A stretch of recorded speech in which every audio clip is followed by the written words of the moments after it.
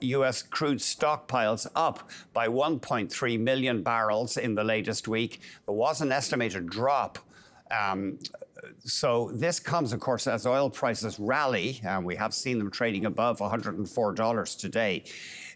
We have to remember that the U.S. crude market is pretty tight. Storage is close to multi-year lows, and it's even more drastic for some products such as diesel. We're joined now by Bill O'Grady, Chief Market Strategist at Confluence Investment Management. Bill, it's great to talk to you. Thanks for giving us the time. Well, thanks, Andy. Thanks for having me. First off, your reaction to Europe. I don't think it's confirmed that they will ban Russian oil in 6 months, but they are leaning that way.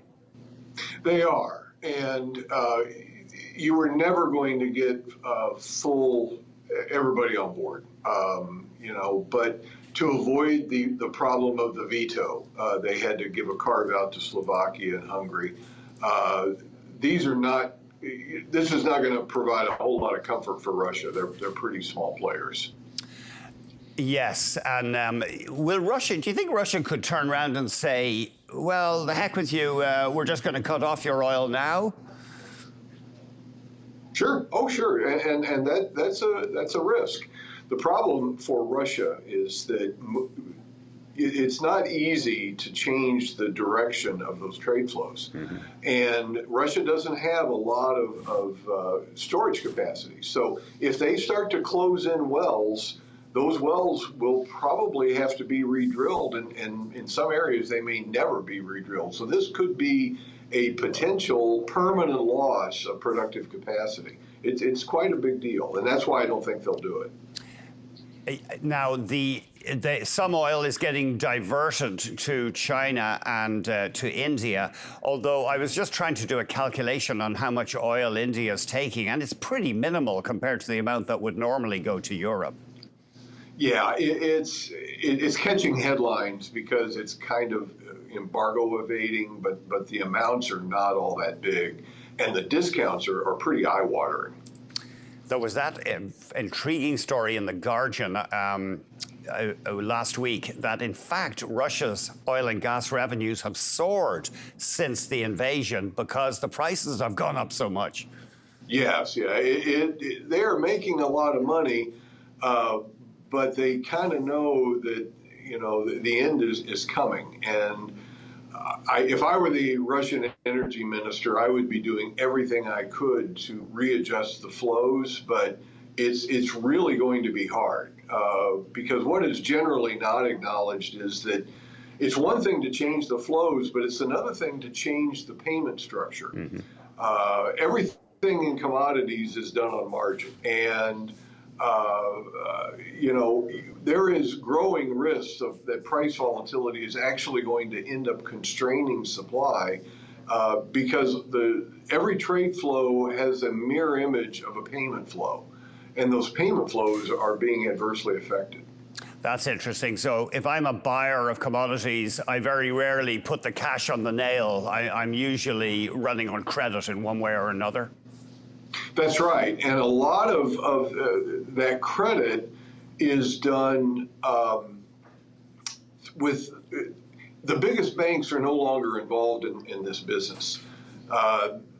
Commodities tend to be opaque, and there's a reputational risk in a lot of the business that has to be done. Mm-hmm. A few of your colleagues in Bloomberg in New York, Joe Weisenthal and Tracy Alloway do a podcast called Odd Lots, and this week they had Javier Blas on their show, and it's definitely worth a listen to because he goes into great detail about these payment flows and just how tenuous they are.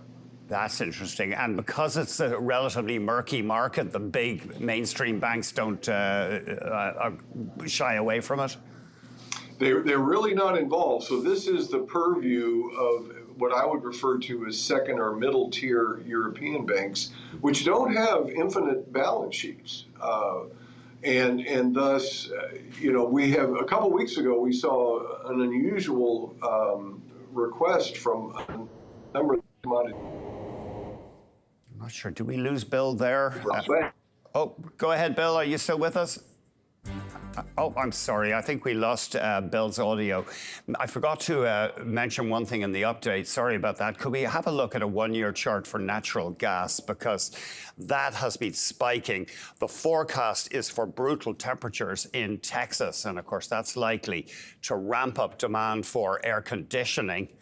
Wasn't there a thing in Texas a while ago, people who would try to live without air conditioning? So US natural gas hitting a fresh 13-year high. We still have, there is the chart.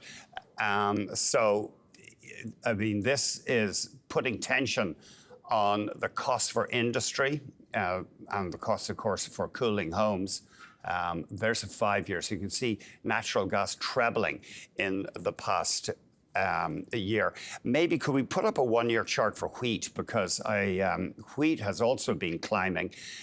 India is considering curbs on exports of wheat. So you can see it's up around 2%.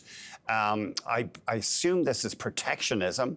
And we have seen a few countries, such as Argentina, talk about restricting food exports. India itself has been dealing with its own brutal heat, threatening the wheat harvest.